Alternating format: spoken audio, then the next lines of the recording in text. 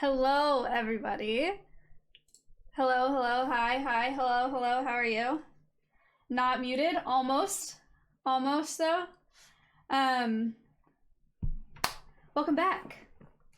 It's podcast time, boys. We're talking to Wes Larson today. If you just got here, we just watched the intro video. What a start. Spoon with the $50 for Wildlife SOS. Thank you so much, Spoon. Oh my gosh. We're talking today with Wes Larson. He is a biologist. He studies bears, as you saw. He has a master's in wildlife and wildlands conservation from BYU. He's done research on polar bears in Alaska. He's done research on black bears in Utah. He's currently in Utah. And then he's also done work with sloth bears with Wildlife SOS. So the money that we're raising is for Wildlife SOS today. They do a lot of work for conservation, and their mission statement, it's really good. I want to read it like verbatim, is their vision is coexisting in the same landscape in a manner in which both conservation and welfare is addressed for man and wildlife. So they tackle conservation issues in doing research, and they also help support populations in India who rely on wildlife exploitation to survive, and they provide them with alternative solutions to protect wildlife around them. So that's who we're raising money for today. I'm gonna play a video for Wildlife SOS before I call in Wes here, just to give you guys a better idea for what they do, but I didn't want to play it back to back because last time I did that it was really awkward. So I guess I'm gonna try to do it at the end here of my little intro spiel, and then I'll call in Wes. Yay, bears! Peepo cheer. I put bear. A couple side notes. Uber, thank you for the prime. I put bear in the title at the beginning so that people come in know what we're talking about for the podcast. I don't know if you guys hate that. Let me know. If you think it's better, let me know. I'm verified on Twitter. Huge. Very exciting. I like it. Good. I'm glad that you like it. And merch started shipping. Locke has received his merch. So you guys will start receiving your merch soon if you purchased it. I got the financial report for the merch today, and I will be sending over $1,400 to Wildlife Warriors today because of the money that was raised through the merch sales. So big time. Thank you so much for purchasing it. If you did, I really appreciate it. I love this merch. I always will. Hack, thank you for the $25. Peepo cheer, go Bears, Peepo cheer. Congrats on verification. Thank you so much. Yeah, so that's awesome. That's super, super good news. Holy sugar. Wes with $50. Another Wes, fuck. Yeah, true. Another Wes. And wait, what happened to that? That was weird. Hellcat with $5. Bears, pog you. Yes. And Lionel with $3.91. Yo, Lionel. Thank you for the donation. We're at $133. Very, very fast. Thank you for doing that. I'm excited to talk. I'm interested to ask about, I learned through Saito's research. Saito did fantastic research, as he always does. Speaking of Saito, you're welcome to @ him if you have questions throughout this podcast. I have the live question doc up here. So if you have a question about bears, if you have a question about Wes, @ Saito in chat, and I will see the question. But through the research he sent me this morning, I found out that polar bears are projected, there's a 70% chance that their population will decrease by a third or more within the next 3 generations, primarily because of climate change. So polar bears are listed as vulnerable. Sloth bears are listed as vulnerable as well. I don't know if you guys know what those are, but we're going to talk to Wes about them today. And today we're also going to talk a lot, I think, about wildlife and human conflict, which can be really gnarly, and it can get pretty sad. So be prepared for that, but it's important to learn about. So this video that I'm going to show you here is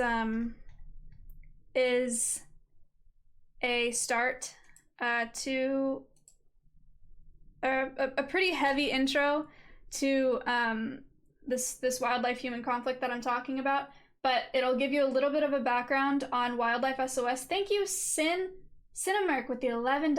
I love bears. Good, me too. It'll give you more of a background on what Wildlife SOS does and why they're so important. And then Wes will give us more of a background when I call him in a few minutes. But let's watch this video together here, and then we'll call Wes, okay? It's pretty heavy. If you have a hard time watching it, that's okay.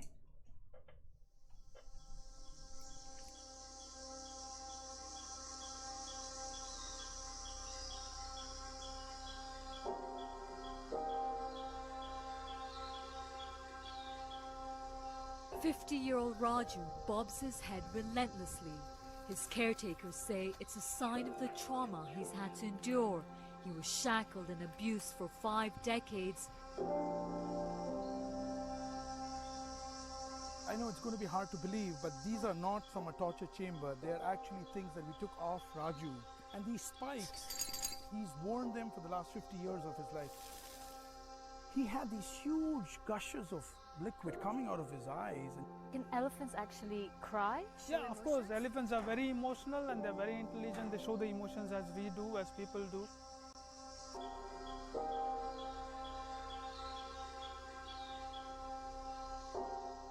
We've lost our tigers, and we've lost just about everything else that we have that made us unique. Our elephants are severely on the decline.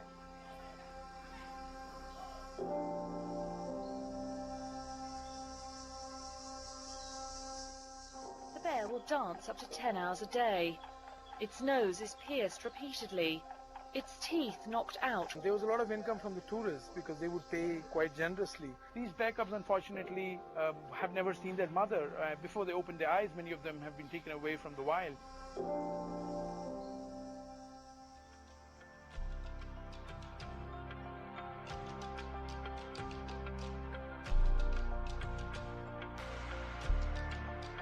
Amidst the doom and gloom, there are many Indians who are living examples of courage and decency and who believe in doing constructive work for a better future. After investigating Raju's case for more than a year, Kartik Satyanarayan and his team from Wildlife SOS rescued Raju. That's the last stroke this bear is ever going to see, ever.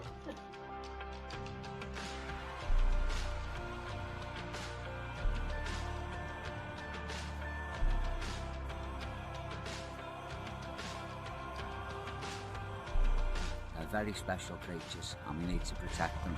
So come and visit us here.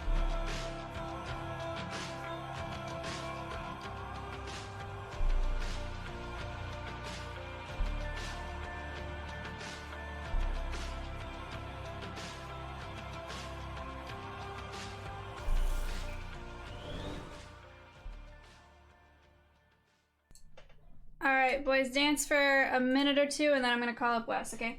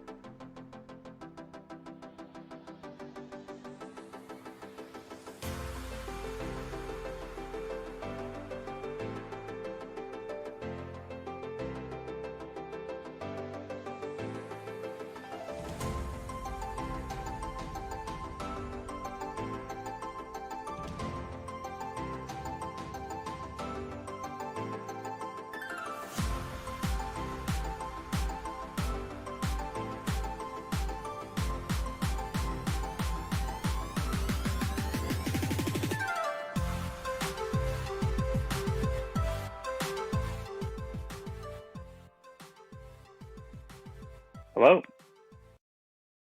Hey. Yes, sorry. I don't know what's going on here. There we go.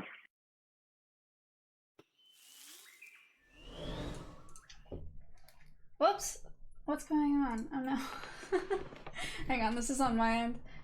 No worries. Chat, did Discord, like, double click him? Do I usually do that? Oh. Nope. That doesn't work either. Shoot.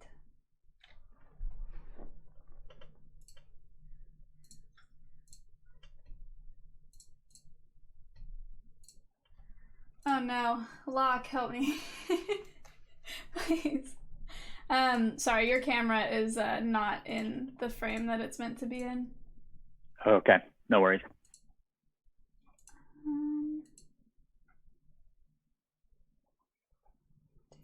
Back to scuffed, yeah, apparently.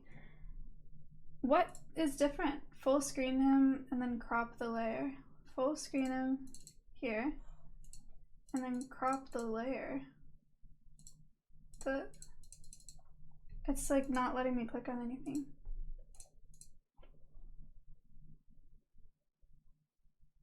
Discord updated today?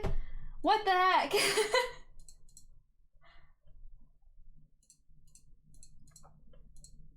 Okay, Wes, let me call you back in a couple minutes and get this figured out. All right, sorry about that. Yep, no worries. Okay. Locke, can I call you and put you in this overlay and, fix it? Because I don't want him to just sit there. Okay. Thank you for the $50, Mentos. Oh my, it was $150. Mentos with $150. Thank you so much. Jeez. Second. No, you're good. Thanks, Cribs, for the Twitch Prime. Appreciate it. Camera was not set up. I don't think it has to be if it's like this.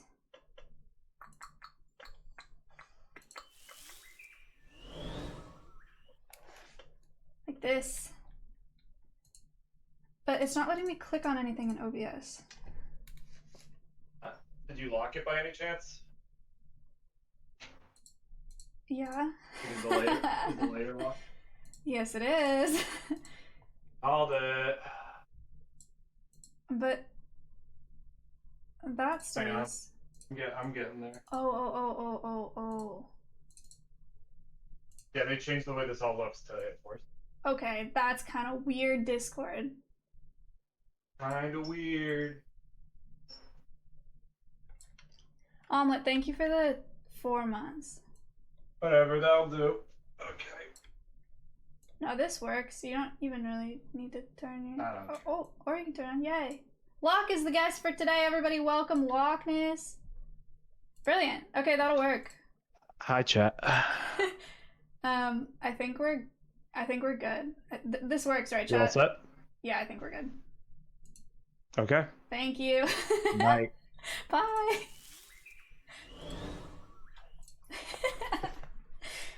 All right, let's try again.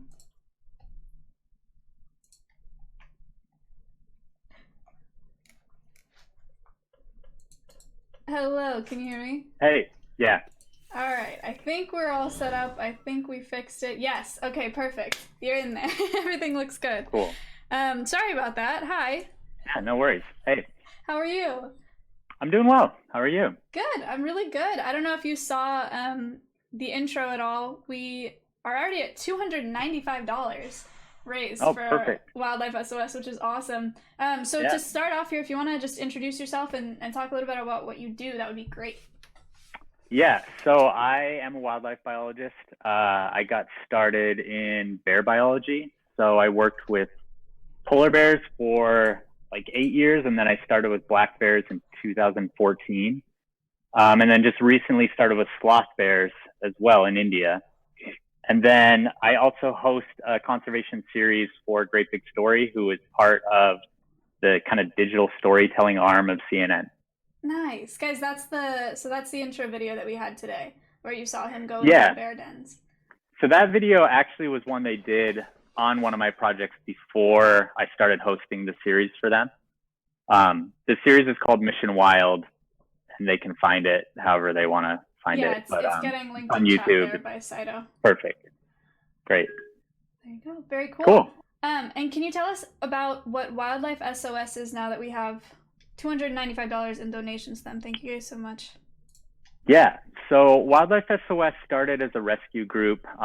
They rescued dancing sloth bears in India. So there was this kind of cruel practice where people were taking cub sloth bears and taking them into the street, and as they grew, they would put these metal rings in their nose. This is one that was actually pulled out of a sloth bear, and they put it through the muzzle, and they'd kind of pull on this rope and make the bear dance in the street, and it was really terrible. And this group in India, Wildlife SOS, they went through and they rescued every single one of these bears.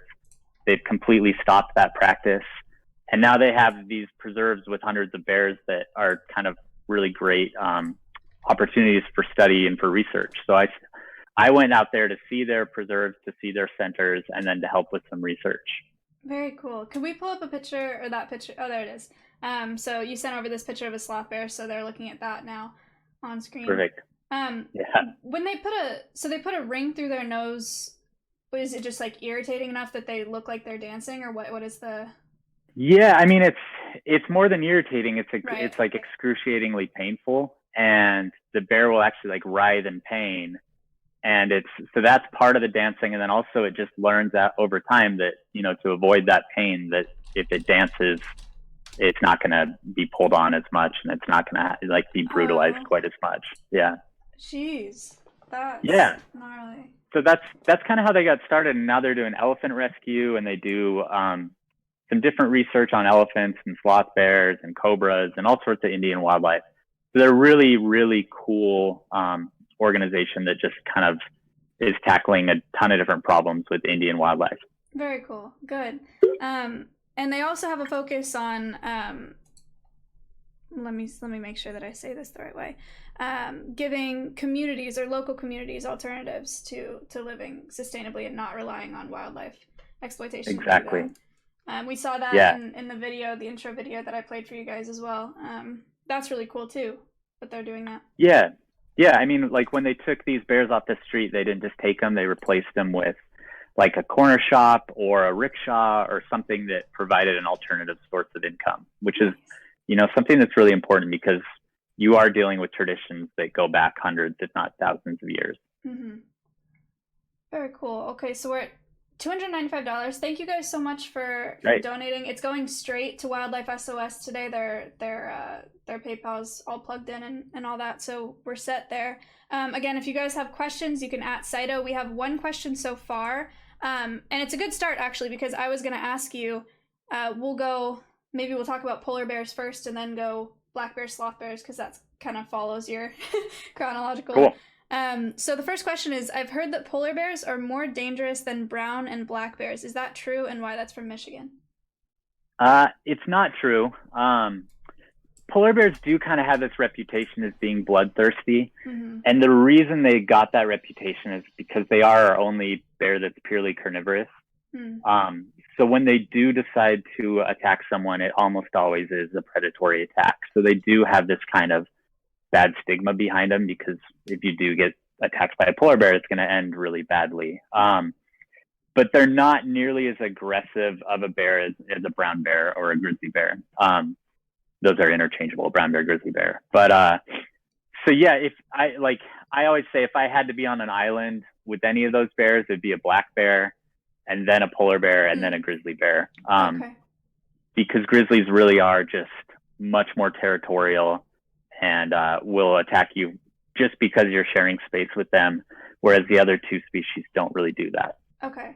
And polar bears are massive, aren't they? I feel a lot of people don't realize how big they are. How much does a polar bear weigh, typically?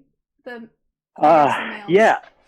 On the bigger end, the males are around 1,500 pounds, and the females are about half that size.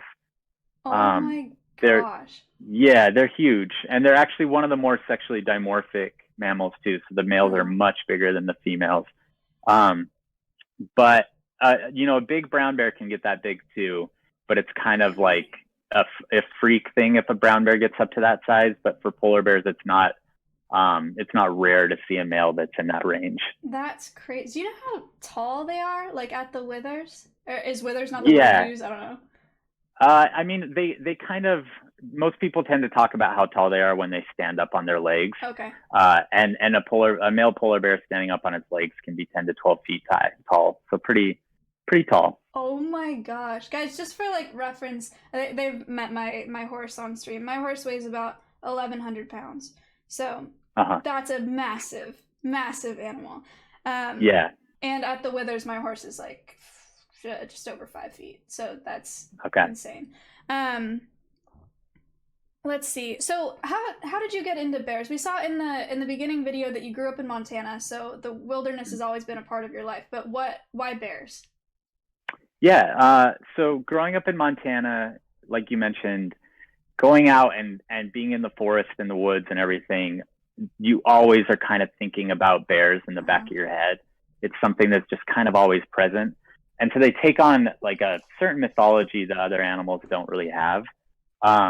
And so I think because of that kind of ever-present feeling of bears and constantly always thinking about them, I just was always really drawn to them. And so I found a professor here in Utah who was working with them, and he kind of blew me off for a while and didn't really have any work for me or any opportunities for me.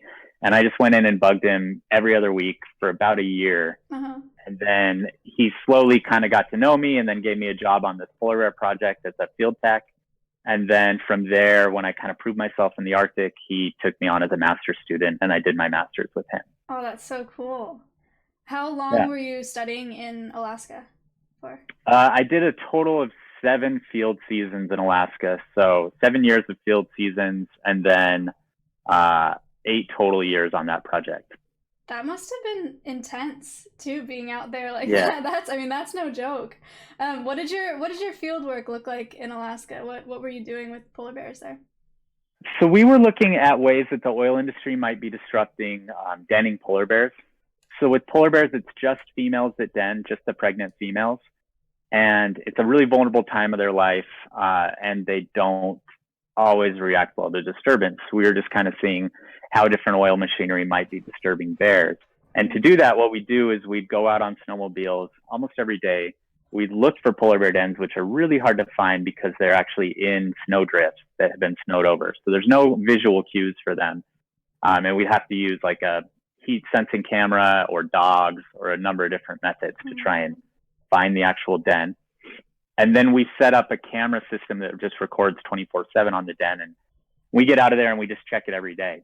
So it was kind of pretty hands-off, but the conditions up there that time of year are so miserable that you really don't want to be out no kidding. Any extra time. I can't imagine. I've only ever lived in California, so I truly cannot imagine. It's unimaginable. Yeah. It really is. It's like people always say, you know, once it's past -20 or whatever, it feels the same, and it really doesn't, because once you get past -50 or -60, it takes on a whole new kind of meaning. It's instant pain.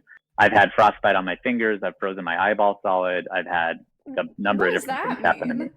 You've frozen your eyeball solid? I've never heard of that. Yeah, we had one day that was particularly cold, and went out on our snowmobiles, and we have really good gear, and our snowmobiles are insulated, and they're actually heated even. And I felt some air hitting my face, and I figured I had a crack somewhere in my snowmobile helmet. And then suddenly my eye just went like milky. It was like someone had poured milk over it. And I pulled over, and we have a sled that we drag, and it was like -65 that day. And I got in the sled and touched my eye, and it just felt like rock hard, and it felt like it wasn't part of my body. Oh my gosh. And and I held my palm to it until I could see again, and it thawed out. Twitched for a couple of months after that, but I have full eyesight. That's horrifying. I didn't know that was possible. Neither did I, and I've actually had people tell me it's not possible, but I can promise you it's very possible. Wow. Zach with the $10, Rashton with the 50, and Aurora with 25. Thank you guys so much. They've been coming in a little bit Guys. while we're talking. So at $385. Perfect. Super, super fast. Thank you. So there's another question in chat. It says, have you ever been injured out in the field? I guess there's our first one. That's a good segue. Yes. Yeah. The eyeball injuries one, I've had frostbite, like some minor frostbite in a few different places. My worst injury was on my black bear project, and we every once in a while we'll have a certain bear that we have to catch that's collared. Mm-hmm. And when we do that, we have to get on mules and let dogs go that are trained to chase bears. And they'll chase the bear until the bear goes up a tree. And then once the bear's treed, we show up and we dart the bear in the tree. And if everything goes well, it'll be on lower branches so I can climb up, put a rope around it, and lower it down. And one day we were doing that, and we came to the bear, and the bear was pretty low, and we go to dart it, and the dart just kind of bounces off. Something was going wrong with the gun. So we reload, bear goes higher. So I had to get in the tree, climb up behind it, try darting it again. Same thing happened. Jeez. So we gave it one more shot, but by this point she was high enough to where I was getting a little nervous that if she were to fall out, which they usually don't, but if she were to, she would get injured. Yeah. So I decided to call it off. And as I was coming down the tree, I fell and broke my ankle underneath this tree. And we had ridden like 5 miles in on these mules, and I couldn't even get up to get on my mule. And so my partner that was there with me, this old kind of cowboy, he took off to go get help and get the truck a little bit closer. And I had to sit under this tree for like 3 or 4 hours by myself. With a bear in it? Yeah, with a bear in the tree and a broken ankle.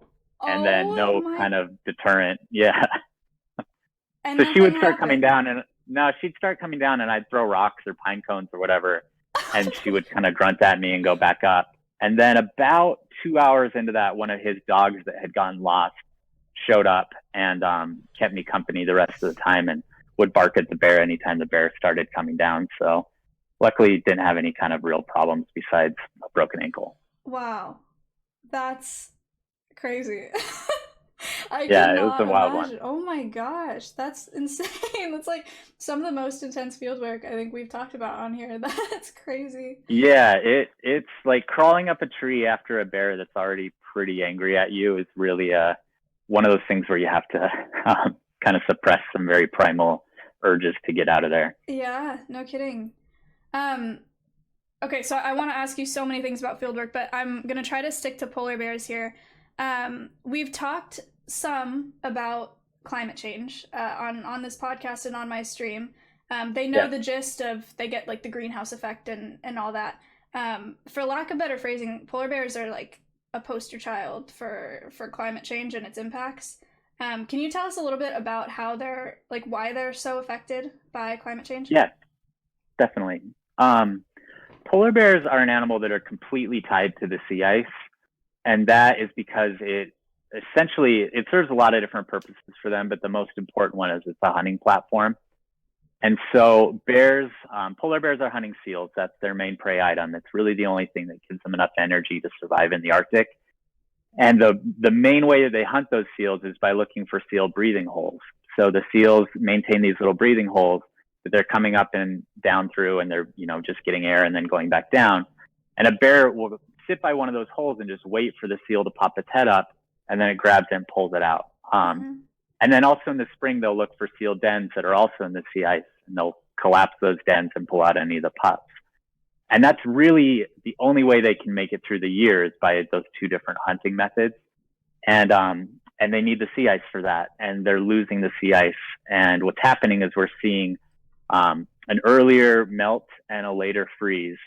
And those polar bears have always been fasting during the summer. In most of their populations, they just kind of come on shore and they fast, and they wait for the ice to refreeze, and then they go back out and hunt. But as that fasting period gets longer and longer and longer, we're starting to see decreases in body condition, and more importantly, decreases in litter sizes. And some of my colleagues didn't even see a single cub born in their entire areas last year.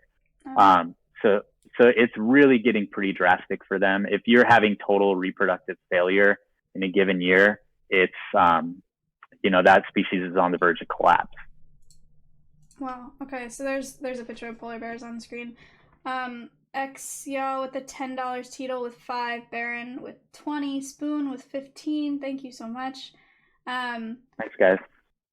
Okay, so a couple polar bear related questions. Yeah, so one of them, Zinth asked, is food scarce for polar bears? I think you kind of answered that. Yeah, I mean, it's not so much that the food is scarce. There's plenty of seals right now. It's more that their platform for hunting them is becoming less and less stable. Okay. Another question was, what's the biggest threat to polar bears? Is it climate change? Yeah, it's definitely climate change, without a doubt. Okay. And then Bob asked, why are polar bears switching to cannibalism? I have not heard of that.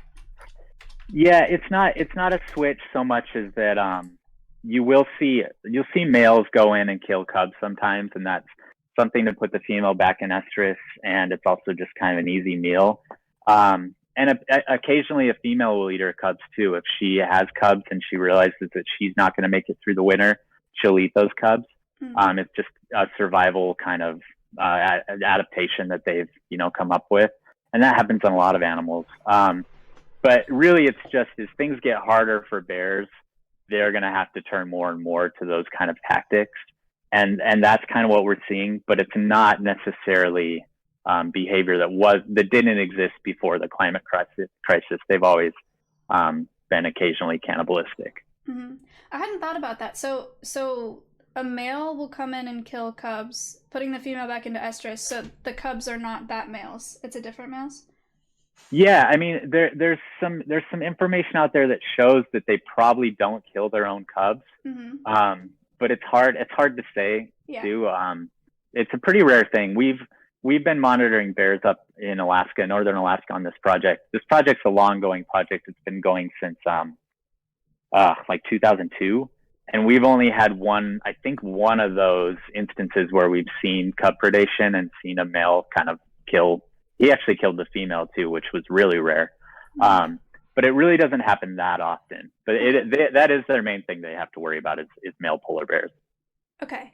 A few more polar bear questions. We have, I hear that, so Eyewater said, I hear that polar bears are moving inland in Alaska due to climate change and humans. They seem to be breeding with grizzlies, and I heard the hybrids are hunted. Why is that?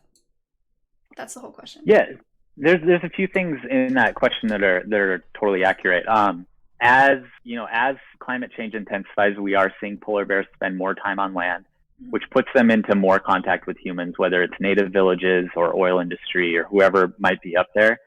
And we are seeing grizzly bears start to move a little bit further north as well. So the two species are coming in contact with each other, particularly on whale kills. So when native villages kill whales, they leave a lot of stuff behind for bears, and you have polar bears and grizzly bears coming onto these big whale kills, and you see some interaction there. And every once in a while, there is one of these hybrid events where they're mating. Wow. But those animals are incredibly rare. We call them growler bears. There's only been like a handful, I want to say like 4 or 5 that have ever been documented. There was a hunter that I think accidentally killed one thinking that he was shooting a grizzly bear, and it ended up being a hybrid. But no one's actually looking to hunt them. They're not an animal that you can go out and get a tag for or anything. And they're actually not reproductively viable. It's like a mule or something. You can't breed them. Right. Okay. And then last polar bear question, Mast said, I heard polar bears don't hibernate. Is this true? Yeah. So the males don't hibernate, and the females only hibernate when they have cubs. So those are the only ones that hibernate, and it's just to give their cubs a safe place to grow strong enough to get out onto the sea ice. Got it. Nice. So you're in Utah now. Yeah. So are you doing research with black bears currently in Bryce Canyon, or? Yeah. So that project is we just barely wrapped up the paper on that one. There's still kind of some little side projects that have come off of that I'm assisting with. But kind of more in a consulting role than anything. The field work on that one's pretty wrapped up. Mm-hmm. But yeah, that was down in Bryce Canyon in Utah. I worked on that project for about 4 or 5 years, and that was a really, really fun project. So Bryce Canyon is a national park, so people camp there. A lot. And so the research that you were doing was looking into wildlife-human conflict, right? Yeah, exactly. So Bryce had an incident with, well, they had a number of incidents with bears in campsites, and they wanted some more information on how they could, try and mediate some of those problems and reduce the conflict potential for backcountry campsites. And that's why they hired us. Okay. And what did your fieldwork there look like? We have a few pictures that you sent over of you with cubs and you crawling into dens and yeah. What's that for? Yeah, so that one, what we were trying to do is look at what the bears are actually doing in that part of the state. And to do that, you have to collar bears, and you have to kind of track their habits across the landscape. And so my first field season was just a trapping season. I set up these big kind of barrel traps where the bear walks in, it smells some really nasty bait at the end of the trap, and then it sees like some candy and stuff hanging from a trigger, and it pulls on that, and it makes a door fall. And then I would check the traps every day, and if I had a bear in a trap, I would sedate it, pull it out, and put a collar on it. And then we were tracking those bears for years. And then you mentioned the den visits. In the winter, it gives us a really good opportunity to go in and check to make sure those collars are not too tight and that the batteries are okay. And black bears are hibernators here in Utah, so we can get in relatively safely and do that whole process. I still have to sedate the bear. They generally wake up when they hear me coming. They can snap out of hibernation pretty quickly. So it's always kind of scary crawling into a bear den. You never really know what's going to happen. On screen here. Yeah, that's a pretty scary photo, that one. That was a den that was like 80 feet long, and the bear was all the way in the back of it, and a really big male bear. So it does get in 80 feet. I didn't know that they went that deep. They generally don't. Generally, it's very much like just I can get them from outside of the den. But that one had found this weird 80-foot tube in the rock, and yeah, it was a nightmare crawling in there. Oh my gosh, that's insane. Yeah. Josh with the $10 donation, Sin with the 5, Rocky with 50, Tavian 10, and R Cannon with 50. Thank you so much. So we've passed our $500 goal. We're at $560. Thanks, guys. Keep it coming. Yeah, Cindy in this $5 donation said, they always ask our guests this, and it's such a hard question for everybody to answer, but Cindy asked, what's his favorite type of bear? Yeah, that is a tricky one. It constantly is changing. It's usually the bear I'm working with. Like, I had never done anything with sloth bears, and then I went out to India and met them, and I was so just enchanted by them and how like funny and weird of a personality they have. Yeah. But the one that's kind of been my mainstay throughout my life has been grizzlies, just because growing up in Montana, they're just kind of this mythic animal that I just absolutely adore. Very cool. Cindy, thanks for asking that question. It's kind of a staple that everybody struggles with answering. No, it's fair. Yeah. Cool. So we got a bunch of questions here that I'm not caught up on. Cool. Here's the same question. What's your favorite type of bear? So I'm glad we answered that. Sloth bears. Tootsie asked, aren't sloth bears and sun bears the same thing? They're not the same thing. Sun bears also live in kind of Southeast Asia.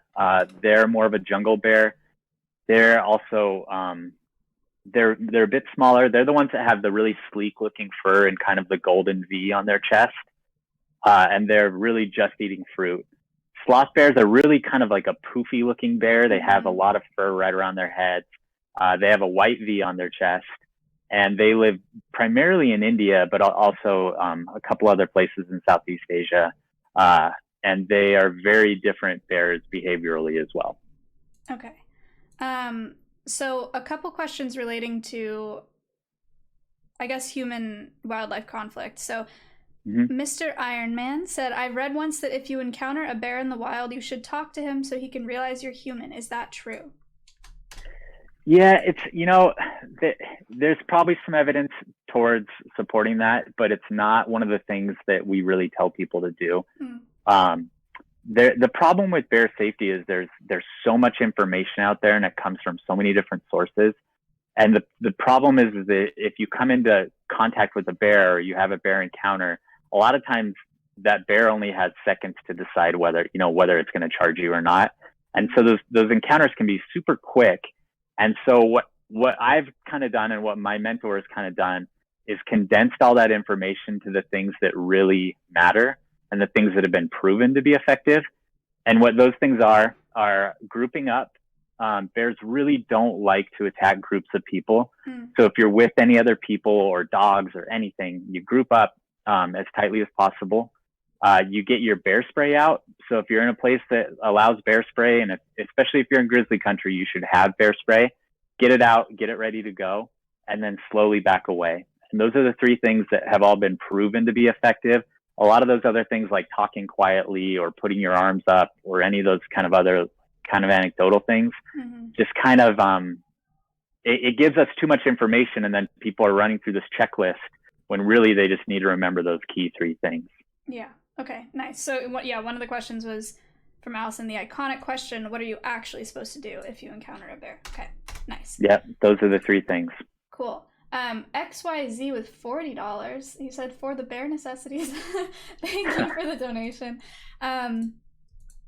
Let's see. With a fieldwork question, Stunt asked, do you release the bear after it gets better? I think that's in reference to you putting collars on bears. Yeah. Anytime. I mean, there's never been a time where I've had to kill a bear or take a bear into captivity or anything like that. So with the collars, it's always a pretty quick process. They're out for about an hour. We hit them with ketamine, so they're probably having a pretty good time. And then after that hour, they're up and moving. Okay, nice. Guy asked, what's the lifespan of polar bears, black bears, or is there a difference? That's a good question. They're pretty similarly lived species. Polar bears, I want to say, that's something that I get kind of confused on between the three, but I know our longest polar bear that lived in captivity was like 30 years, but in the wild, they lived to be about 18 to 25. That's kind of the upper end. And with black bears, it's about the same. We do have a couple bears here in Utah, black bears, that I know have lived past that range, that are approaching 30, but generally they're living into like their lower 20s. Okay, cool. Guys, these are a lot of really great questions and a lot of really good quiz questions. There's a quiz at the end of the podcast, not for you. You don't have to worry about it. Yeah. But I will give you guys more directions when we get there. So take notes. Okay. More questions here. There's a question about how territorial black bears are. I think we touched on this earlier. Yeah, I can answer that really quickly. They're not very territorial. They are a flight, not a fight animal. So they tend to just go up a tree, and they tend to trust their cubs to do the same. Okay. Gamer asked, do bells really work? I'm not sure. Yeah, that's a good question. The bear bells haven't been proven to work. There's no biological significance to that sound for bears. So they don't react to them. It doesn't really warn them that people are coming. It's really just a deterrent, like a bell? Yeah, you'll see people in Glacier or Yellowstone or something that like have them on their packs or on their sticks or something. And it doesn't, unfortunately, they're not effective. Okay.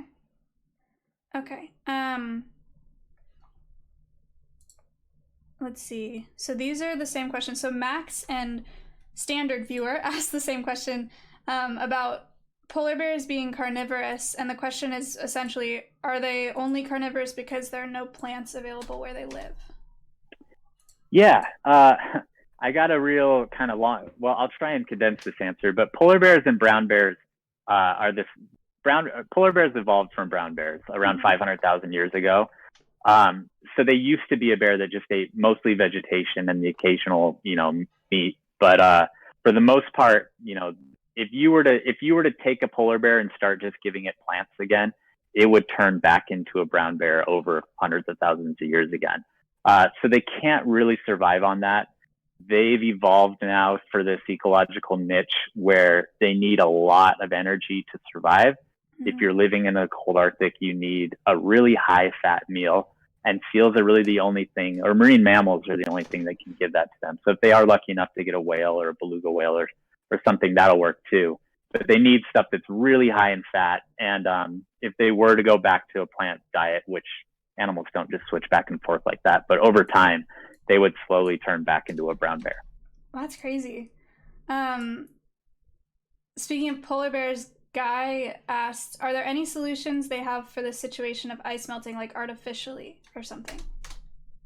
You know, there aren't any solutions for making ice aside from stopping climate change and global warming. What some scientists have kind of floated the idea is artificial feeding and just trying to keep polar bears alive as long as possible. But that's not really a solution. It's just kind of a Band-Aid. So really, there's not a big solution aside from tackling climate change. Okay. Then another polar bear question, Semi. I hope you're okay with all these back to back. We've got a lot of really good ones today. Semi said, how are snowmobiles disturbing polar bears? Yeah, I mean, that's my project up there was looking at precisely that. So looking at snowmobiles and trucks and all sorts of different things that disturb them. And for the most part, snowmobiles don't really disturb them unless you get them pretty close. If you're within 100 yards of a polar bear or polar bear den, it's probably going to react to your snowmobile. Much further than that, it's probably just going to kind of look at you and be pretty curious what you are, but not actually disturb it. So they're not that big of a disturbance unless you get in pretty close range. Okay, cool. And just for clarification for everyone, polar bears are listed as vulnerable right now, and their populations are decreasing pretty quickly. And then sloth bears as well, vulnerable. And then black bears and grizzly bears, are they doing okay, or what's their conservation status? Yeah, I mean, they're such a widespread species, grizzly bears, that they're spread throughout the northern hemisphere all over the planet, that they have places where they're doing great, and then they have places where they're in a lot of trouble. So local populations in some areas are really vulnerable or threatened, and then there's places where they're really thriving, like Alaska or Russia. There's a few places that are strongholds. American black bears are doing great. They're really adaptable. They can live on the fringes of human society pretty well. There's a decent amount of human conflict that comes with them, but for the most part, we're doing okay with them. Okay, cool. Let's see. Okay, we have a question. Okay, so a few streams ago, I did a stream where I just talked about microplastics and palm oil, and about how you can be a more environmentally responsible consumer with both of those things. So I think that's where this question is coming from. But Tito asked if microplastics have impacted polar bears at all. Not that I know of. They don't really. I don't think there's too much information on that, and they really, because they're just eating seals, they're not really eating a lot of stuff where they're going to ingest a lot of microplastics. Okay. But I really can't speak to that in any kind of real authority. There might be something out there showing that they're affecting them, but from what I understand, it's not. Okay. Thanks for the question, though, Tito. I'm glad that you remembered that. That's cool. Yeah, it's a good one. We have a couple interesting questions that may open up a can of worms. One of them, so Sant asked, are bears happy in zoos where they don't need to hunt for food? That's a big question. Yeah, it is. I'm pretty pro zoo when zoos are done right. When when they're funding conservation, when they're only taking animals that for whatever reason can't survive in the wild. Right. There's 3 bears here in the Utah Zoo, in the Hogle Zoo, that were grizzly cubs whose mom killed and ate a person. And they couldn't release these cubs back into the wild, and they couldn't survive without their mom, so they put them in a zoo.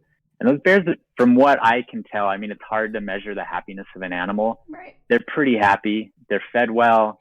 They don't have to worry about other bears. They, have shelter. They have enrichment. So I think when zoos do a good job with all of those things, they're really beneficial, and they inspire people to care about animals.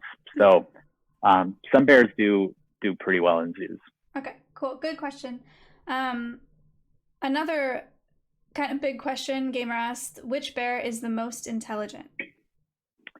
Yeah. I can't answer that one with any authority either, but Okay.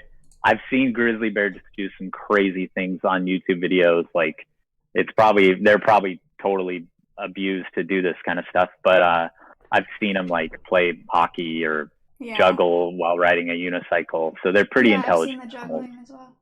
Yeah, they're good problem solvers. All the species are. Yeah. And then Viz asked if bears have bad vision.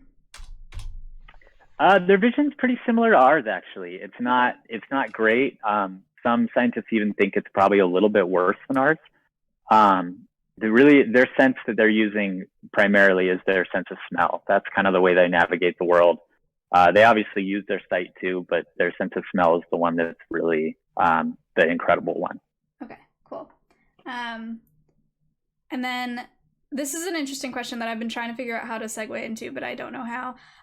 Semi asked, can bears have mental illness? Yeah, definitely.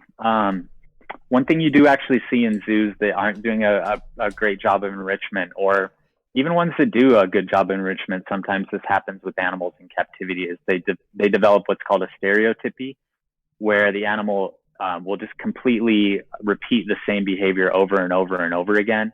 A lot of times that will be pacing in one part of their enclosure, just back and forth and back and forth.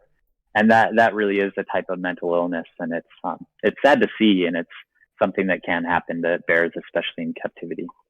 Yeah, so in the Wildlife SOS video that we watched, you guys, in the intro, they talked about an elephant like bobbing its head in that same way as a result of trauma. Is that the same idea? Exactly. Yeah. Got it. Viz, here's a second question from Viz, said, we've talked about this with birds. I talk a lot about birds on this channel. I love birds. And this question's come up before about mothers rejecting their young because humans have touched them. Viz asked if this is true with bears. It's not true with bears.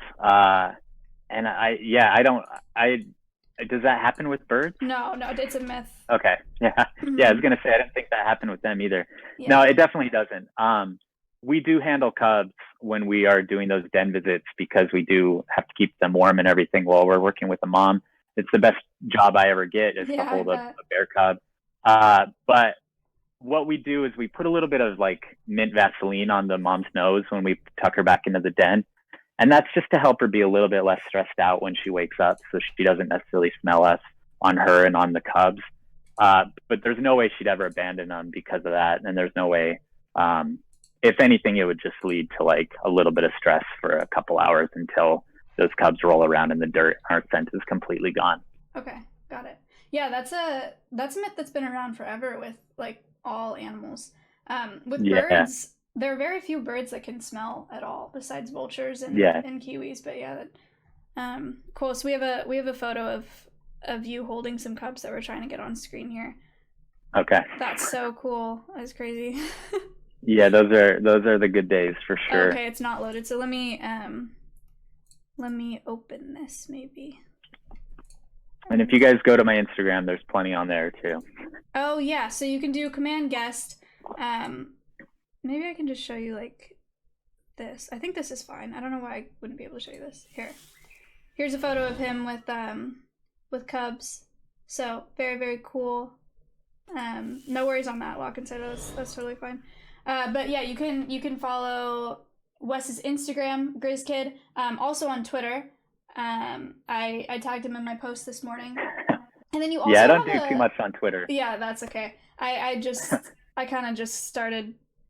Twitter's my newest social media platform too. It doesn't make sense to me still. So yeah. But you also have a sock company or a sock brand. Can you tell us about that?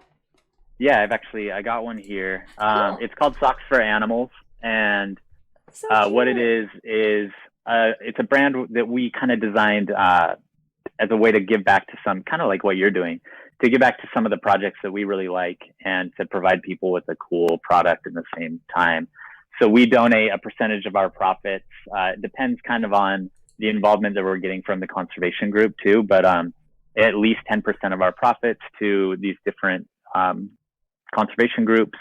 And we put their species that they're working with on the socks. So this is a brown-throated sloth. Neat. And then we have a bunch of other different designs. So yeah, it's a for-profit company, but it's one that we wanted to do with kind of this emphasis on conservation and a way to help out some scientists directly, you know, kind of, again, like you're doing, we want to put it right in their hands, and money that goes right into their research. That's cool. You guys can do command socks in chat, and it'll link you to that website. I love the polar bear one. It's so cute. Yeah, I can show you guys one of those too. Yeah. I got one right here. Danny, thank you for the $18. Anonymous with $5, and Maine with There's $4. a polar bear one. Nice. They're so cute. Oh my Yeah. gosh. These donations were all 3 questions. So donated questions get priorities, or more questions if that's cool with you. Let me know if you need to leave. No, it's cool. I got about 15 more minutes, and I'll have to go. All right. So one of these questions is the hunting of certain polar bear populations certain bear populations ever necessary to help maintain the population and ecosystem? That's a tricky one for me. I don't personally think so. That's definitely an argument that gets used a lot, and I do think you can consider a group, you know, you consider it a conservation success when you can bring a population to that point where that is even a question, where, you know, maybe you might want to be managing some animals because of human conflict or whatever. Personally, I'm more in the group where I think that we need to make the space to allow them to grow naturally and do their thing. I'm not anti-hunting. I think if someone hunts a bear to kill it and eat it, that's fine with me. Mm-hmm. But when it's just for a trophy, it doesn't really make sense to me. So yeah, I think there's instances where I've been called and we've been told that, you know, we need to find a specific bear because it's broken into someone's cabin and they need to go either translocate it or shoot it or something. And sometimes that's necessary. But as far as going out and hunting them, the long answer is personally, I don't think it's necessary. Okay. Thank you for the question and the donation. Danny in this donation asked, how are some subpopulations of polar bears increasing despite the worsening loss of sea ice, and also how foreseeable is it for the declining populations to also increase? Can you repeat that one more time? He asked, how are some subpopulations of polar bears increasing despite the worsening loss of sea ice, and how foreseeable is it for the declining populations to increase? Yeah, that's a great question. So there's 19 subpopulations of polar bears around the Arctic, and there are 1 or 2 of them that are slowly increasing.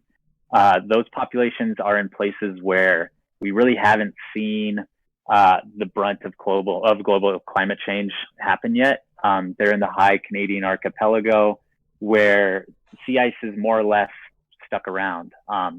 Just because of the geography of those places, it doesn't melt nearly as quickly as it has in some of our other places that sit over continental shelves and where there's the water's melting, or the ice is melting much more rapidly.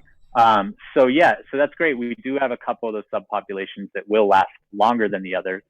The other subpopulations, it's interesting because a lot of them we haven't seen huge reductions yet. What we are seeing is cub levels really leveling, or cub litters really decreasing. And in some places, you know, we're not having cubs anymore.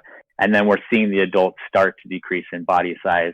And those populations will really only start to increase if we can curb climate change and make that ice a little bit more reliable again. Okay. Nice question, Danny. Thank you. Yeah, that's a great one. And then Maine, let's see. The question. Can I add something to that one really quick? Please. There's a common misconception out there, and I hear it a lot, that people say, oh, polar bears have actually increased in population numbers since the 70s. And it's you're twisting some information with that one. I'm not saying that person was asking this, but it is something that I hear a lot. Mm-hmm. There was a moratorium on polar bear hunting in the 70s when they did list them and when they started, recognizing that hunting was contributing to their rapid decrease. And so we did see this rebound in polar bear numbers from then. And we saw polar bear populations start to come back because at that time, hunting was kind of their only pressure. And so we have seen big increases, but we're just starting now to see big population decreases because of climate change. The population that I worked with personally is down to 50% of what it was when I started. And that's one of the populations that is at most at risk. So there is kind of this idea that like, oh, there's a lot of polar bears right now, so what's the big deal? And it's mostly just because they did rebound and now we're starting to see them die off. Okay. Yeah. That was a good addition. Thank you. So Maine, and we'll do one more question after this. So we'll do 2 questions more. Maine, I haven't seen this interview, but he asked, do you think Stephen Colbert's interview with Bill O'Reilly set back the bear conservation effort, specifically his description of bears as giant, marauding, godless killing machines? Have you seen that interview? I've seen Stephen talk about the bears and how it was kind of like an ongoing joke on his show about how they were, like really dangerous and killing machines and stuff. Obviously, like that's not the best way to view them. I doubt it had too big of an effect. I don't know if there's any way to really to measure that, but I think most people have a pretty substantial fear of bears, and it definitely is something that contributes to the occasional bear getting killed from conflict. But I don't know if that was enough to kind of incite a large scale hatred of bears. Okay, well, it's still a good question. Let me pick one last question. I know there are a few that we didn't get to, you guys, but let's see.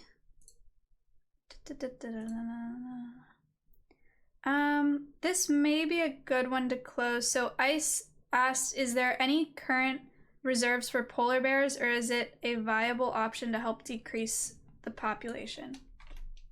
Or increase the population. Increase? Yeah. I mean, there's like, for example, there's the Arctic National Wildlife Refuge in Alaska that is, protected. As of right now, it's a protected area. And what that does is it preserves denning habitat and a few other things for bears that are essential. But the tricky thing is you can't protect that sea ice when it's being melted by climate change. It's not, even if you set aside the area and you don't allow any human involvement there, it's still melting because of climate change, and that's their main threat. So setting aside preserves for them does help them kind of, it helps reduce the stress of some of these other issues that they face, whether it's hunting or human involvement or, a lot of things that we bring just naturally into an ecosystem, but it's not tackling their main threat, which is climate change. Okay, cool. And Wildlife SOS has quite a few bears that are rescued in captivity as well, don't they? They do. Yeah, they have a few hundred. Wow, that's a lot. Yeah. Okay. I mean, I want to say it's over 300 bears that they have, and those bears have the life. I mean, they have huge enclosures, amazing enrichment. They're just like, they're probably the happiest captive animals I've ever seen in my life. And that's why I wanted to pick them, because they really do incredible work for Indian wildlife. And is there a facility located in India, or are they somewhere else? Yeah, so they have multiple facilities. They have one in Agra, India, which is where the Taj Mahal is as well. They have one in Bannerghatta, which is near Bangalore, India. And then they have a few others scattered throughout India. That's awesome.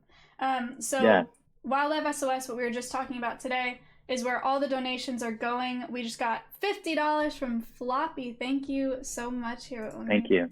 Send it through. Okay. $50 from Floppy. That's $677.33 today. That went straight to Wildlife SOS. So thank you for donating. Thank you for we don't always get that many questions. That was a lot of questions. So thank you so much for answering them, and for being here in general. This was awesome. I learned a lot. I think everyone learned a lot. So I appreciate your time. Thank you so much. Yeah, and if you guys have any others, feel free to send them to me on Instagram, and I'll try and get to them when I can. Cool. So command guest, and you can go follow Wes's Instagram. SMK with the $20. Thank you. His Instagram's really cool. Lots of cool pictures of bears and cubs and lots of other stuff. So So go check that out. Cool. All right. Well, thank you so much for your time. I appreciate it, and I'll be in contact soon. Okay, perfect. All right, Thanks, Maya. Thanks so much. Yep, we'll see you. Bye. Bye. AKA Jay with the $25, $745 today. He was awesome. He was so cool. That was a really good one, I think. And I'm sweating. Oh, how cute! Bear. Peepo cheer bears. Yeah. Oh my gosh. Okay. You know what else made me happy about that? Actually learned a lot about Bears Rowdy. Thank you for the 10 months. Thank you for the subs throughout the podcast. I know I don't always shout them out during the podcast, but I do appreciate them and I do see them. So thank you. The other cool thing is I saw a few people in chat that were not, or that were new to the community. So welcome if you're new here. If you came from Wes's Instagram, Wes has a pretty impressive Instagram. He's got like 200K or more than that. So welcome if you're here. I appreciate you being here for the podcast and for supporting the podcast. Conman with $5. Can I borrow someone's notes? Does everybody have their notes? Because it's time for the quiz. Wait, who got cut off? Someone got cut off. Connor for 2267. You got cut off, sorry. Thank you, Connor. $750. Wow. Okay. All right, let's see. Again, I'm sorry if I didn't get to your question today. The podcast today was carried by questions. Raj again with $10. Thank you so much. And Uber with $3. Thank you. Yeah, podcast today was absolutely carried by questions. A lot of really, really good questions. These podcasts that are more species specific, I think are a lot more engaging, and it's a lot easier for you guys to come up with questions. So that helps me a lot too. I like asking your guys' questions because they're my questions as well. Safe with the Twitch Prime, thank you so much. Stream over, not quite, because we have a quiz to do, and I feel really... Andy with $50. Yo, sad face. No, everybody smile at him. Turn that frown upside down. Okay, so I need to create the quiz, which means that I'm going to go to the start screen. I'm going to... Oh, you're sad because you're banned. They all are smiling at you. Thank you for the $50. I'm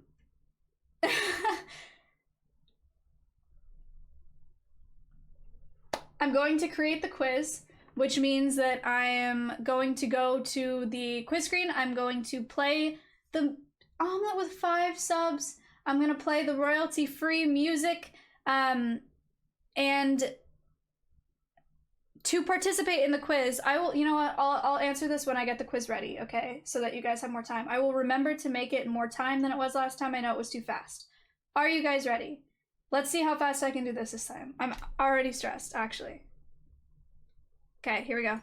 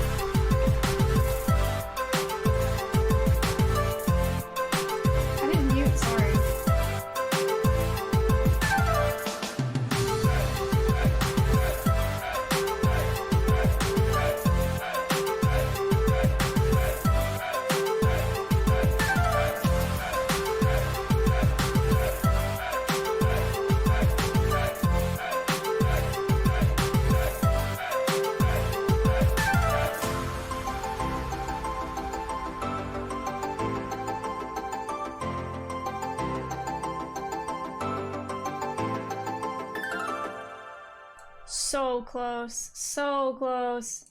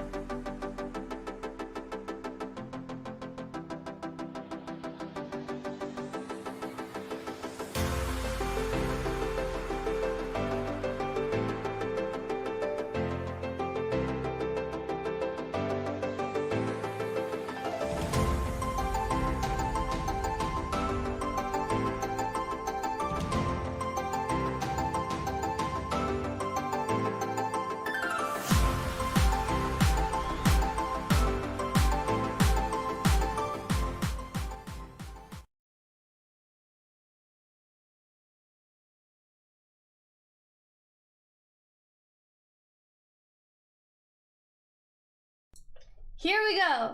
Okay, let's see how this goes. The quiz so close, man, and I'm so close to finishing it in the time period of the one song.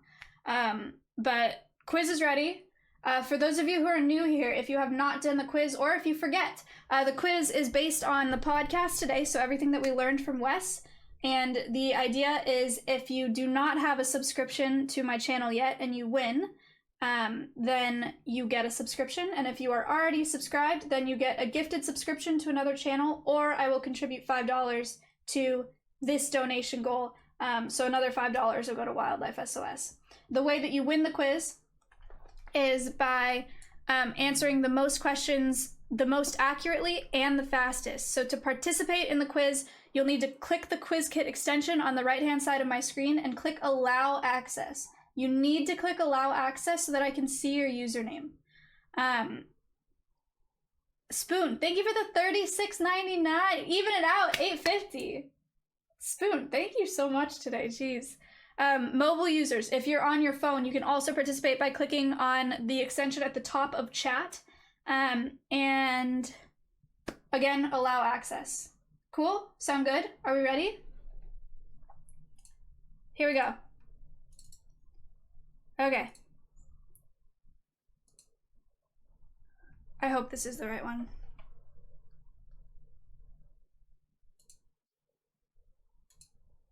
Yeah, okay. You have 20 seconds to answer each question. So, the first question is being sent to you guys right now.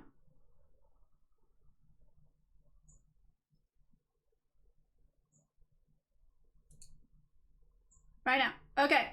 Which of the following bears has Wes not worked with? Sloth bears, koala bears, black bears, or polar bears? Got 7 seconds. You don't see it. Can you not see it? Or is it working?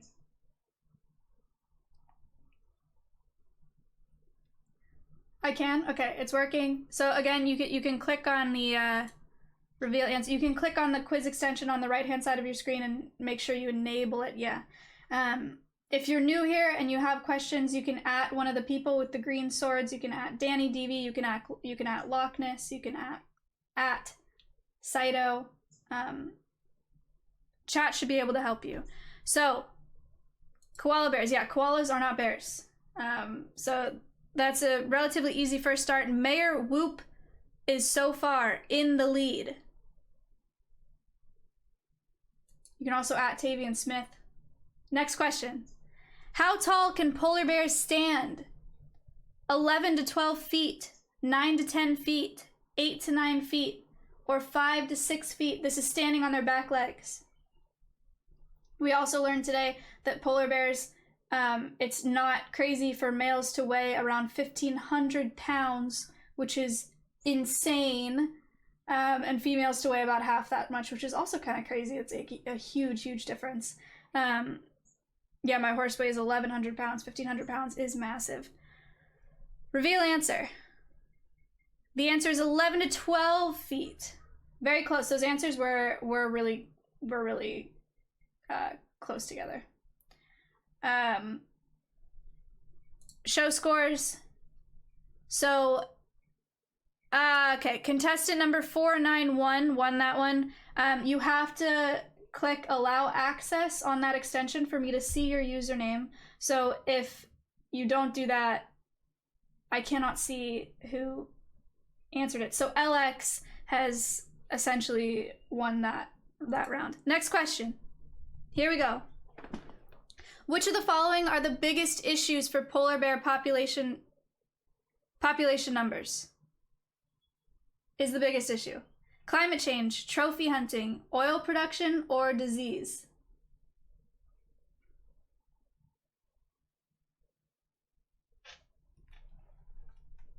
All issues.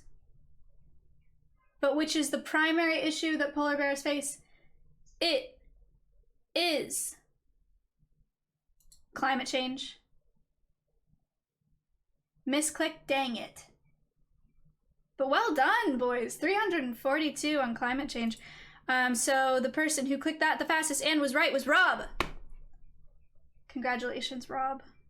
Rob kills it on these quizzes. Okay, relax. All right, next question. What of the following is not the most effective way to avoid human-bear conflict? Talk to it and offer it honey. Group together, pull out bear spray, or back away slowly. Saito writes these questions. I want to remind you guys, I don't write these questions or the answers.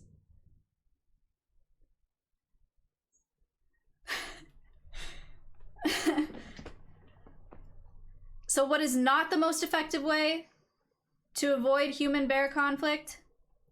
Talk to it and offer it honey. 252 right answers on that one. I don't change them all, Saito. I do not.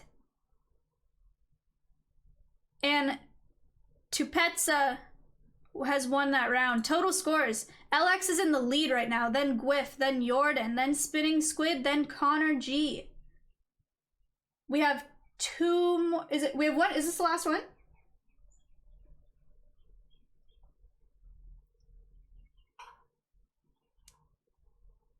I thought there were two more. All right, let's see. This is either the last one or the second to last one. This is the last one. As polar bears move inland, which other bear species are they meeting with on kills? Grizzly bears, black bears, brown bears, or Winnie the Pooh?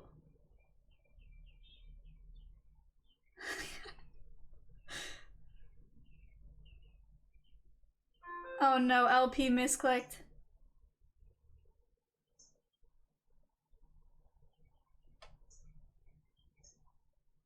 This one is a little tough. Okay, grizzly and brown bears are interchangeable terms. So I'm sorry for that. I'm sorry for that. Actually scammed. That's my bad. I didn't notice that when I was pasting. Okay, I'm sorry. I'm sorry. But the final results are LX has won the game.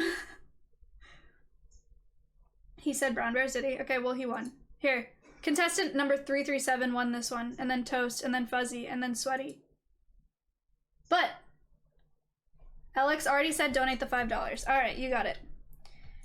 Alex requested that I donate $5 to this, to Wildlife SOS. Huge. Two-factor.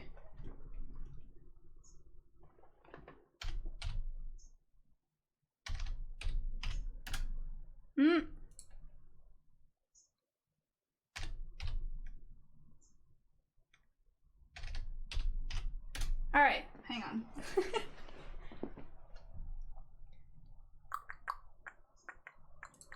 Cool. Okay, Alex, well done. Well done on the quiz, guys. I hope that you all got it figured out or set up so that it worked. Okay. Here's that donation. Huge, big time. I was shouting the answers at the TV, my bad. I'm so glad there are so many new people here.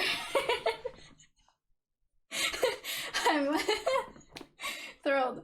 But okay, in seriousness, thank you guys for watching today. Thank you for donating. Thank you for all the questions. Carried the podcast. Seriously, fantastic questions.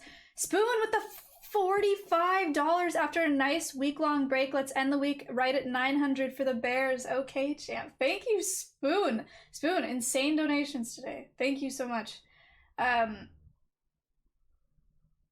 Okay. Crazy. So $900 for, oh, it looks like the bear has wings. Saf with $5. Question, what kind of bear is best? What's my favorite kind? My favorite kind of bear is a black bear. But that's because it's the only bear I really have experience with. Bottle string. Bottle string is back.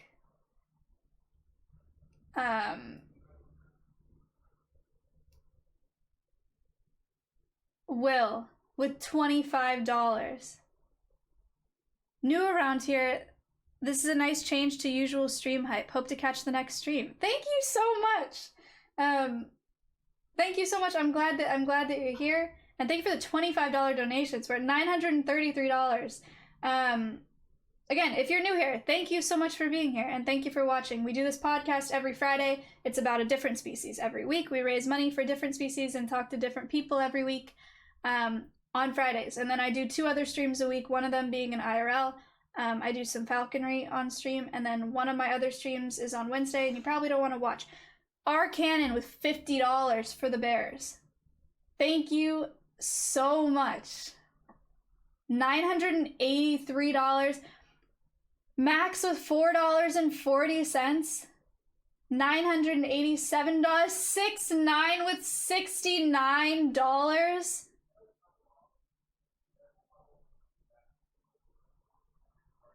$1,056. Hello? Safe with $3. Fact, bears eat beets. Cool.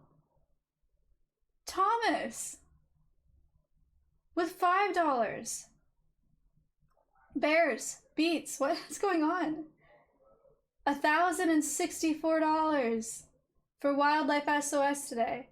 She doesn't know a normie meme. I don't know this one. Botox with $1.59 to even out bottle string 4 weird. Bottle string 4 weird. So $1,066 is from The Office. I've never seen The Office. Insane.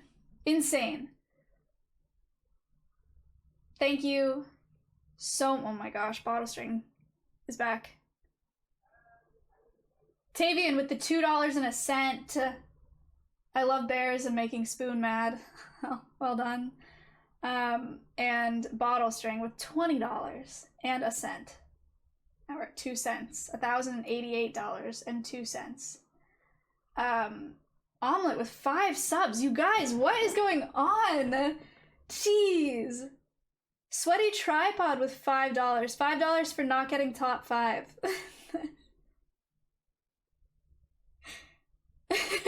That's okay. Next week. Tiz with the Twitch Prime. Thank you. Will with the tier 1. Will is, I assume, the new Will. Thank you for the tier 1. I appreciate that a lot. And then Art with $3.97, which is so close to evening us out. So close. Amazing. Amazing. Twitch is an untapped reservoir for doing good. This is insane. Faven with $10. $1,106.99. Oh my.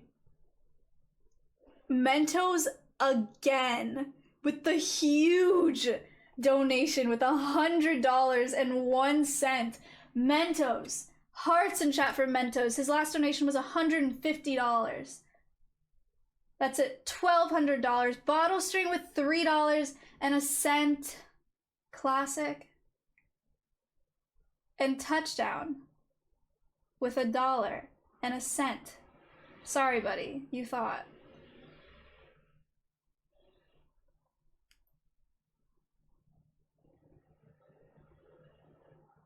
Okay, guys. Nuts stream. Okay. Wes was a fantastic guest, by the way. What a cool guy.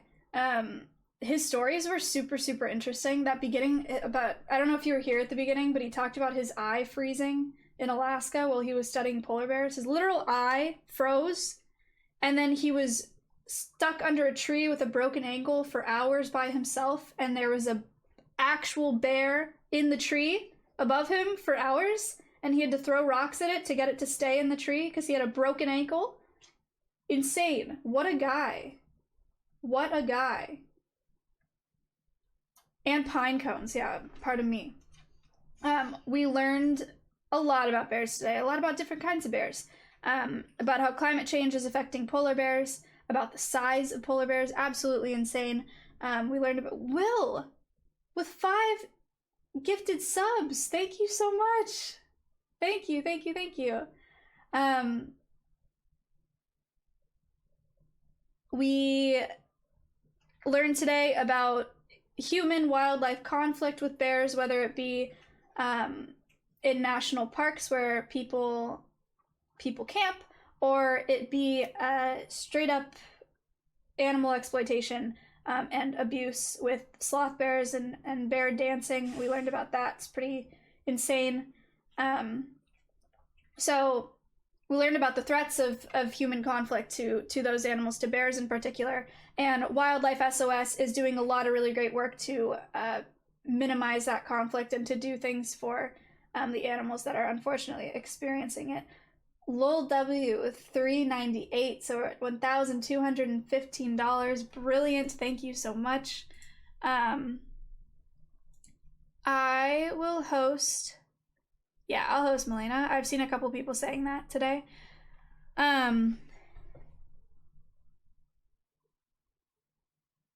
Again, with the questions today, your questions are really, really good, and they're really important, and they help me a lot. Bottle string with $3.01. Botox with 5 gifted subs, and Will gifting another sub to Berlin. Botox, thank you for the 5. Huge. Huge with the gifted subs today. Raid, not host. Okay. Your questions help me a lot. They help me to be a better host, and to have more to talk about. And Bernie for gifting a sub to Milena, thank you so much. And they're really, really good questions. And Saito, thank you for the research. Saito sent me research on Wes and on climate change and polar bears. Hearts in chat for Saito every week. You make my life so much easier. It's insane. Saito and Locke for putting those photos on screen for us for the podcast. I appreciate that, and having visuals like that is really important. And for managing the live question doc so I can keep track of who is asking what without having to read chat the whole time and keeping up with that. So insanely helpful. I, at this point with the podcast, could not do it without my podcast team. Thank you to Will for for the podcast screens, the start screens every week. They're insane. I love them so much. And thank you to Danny for being a YouTube editor. I don't know if he's in here or if he's ready, but the idea is that YouTube video Will with 10 gifted subs. What the heck?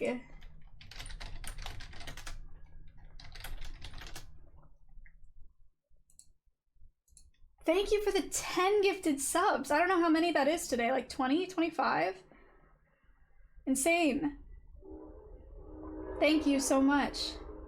Thank you to Trainwrecks for making this appearance on the podcast. Huge.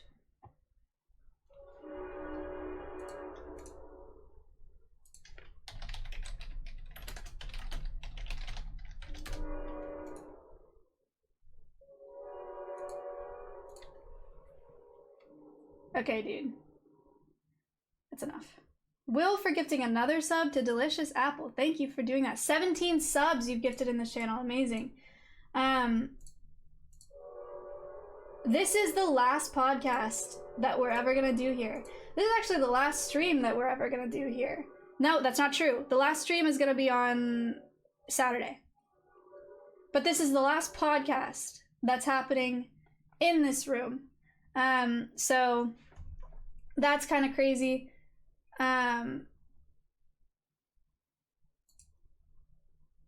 We have a YouTube video coming out this weekend. Danny is still working on it. He's very thorough and he makes sure that it's perfect before he puts it out. So it's not ready to go right now at the end of this stream, but it will be this weekend. So Danny, don't worry about it. That's okay. Ow. We're really not missing that much. It's not like I got like 7K in here waiting to go click on a video, right? But we'll post it this weekend. So Stafford with $50. Thank you for the $50 donation. Holy cow. $1,268.01. Huge. I will tweet when the YouTube video is out, and I will also post it on my Instagram story. My Instagram is Maya_Higa. My Twitter is MayaHiga6. I'm verified on both now, which is huge. So go follow those if you're interested, or if you want to know when that YouTube video is going up. We'll have it up by this weekend. So look forward to that. And Dionysus with $1.99. Yay. Thank you. $1,270. What time is the stream tomorrow? So there are 2 streams tomorrow. The first stream is starting at about 5:30 a.m. PST. Bottle string with $3.01. The first stream is at around 5:30 a.m. PST. I was gonna do that today. I woke up at 5 o'clock. I was like, I can do it tomorrow. So I went back to sleep. I will do the sunrise hike tomorrow at 5:30 a.m. We're hiking up a mountain and we're gonna watch the sunrise at the top of it. So EU stream 100%. All you PST people, unless you're complete degenerates, I'm sorry, you'll be missing. Oh, Will, that was Will. Will with $10 and $50, so another $60 donation. Will, you're insane. Thank you for the $10, for the $60. Nuts. So yeah, NA degenerates and EU people, stream tomorrow morning at 5:30 a.m. PST, and we will go watch the sunrise on the top of a mountain. And then after that, I have a sponsor stream that is 2 hours minimum at my desktop. And so here, and I think I'm gonna draw because I can do whatever I want, but I can't react to Reddit. So what else do I do at my desktop? I'll draw, right? I could probably do my Reddit, but I can't do LSF. So I'll probably not do my Reddit. I'll probably just draw.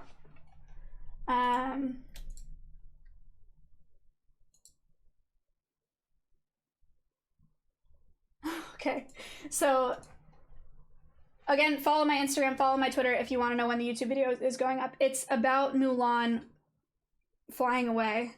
It's about Mulan getting lost for 20 hours. It was supposed to be the A Day in the Life of a Falconer video, but it ended up being Losing My Falcon video. So A Day in the Life of a Falconer gone wrong. Emotional, yeah. So that's what that'll be, but it'll come out this weekend. So be ready for that. Thank you guys for being here. Thank you for the donations. Like, super, super good podcast. That was a really, really good one. And next week will be really, really cool too. So last podcast here. Thank you for watching. Thank you for your questions. Thank you for the donations. Thank you if you're new here for sticking around. It's nice to meet you guys. You're more than welcome here. And I'm going to start the raid earlier because now I have to stall. We're raiding Milena. I don't know what she's doing. She's in just chatting right now, but I don't know if she's gonna play something.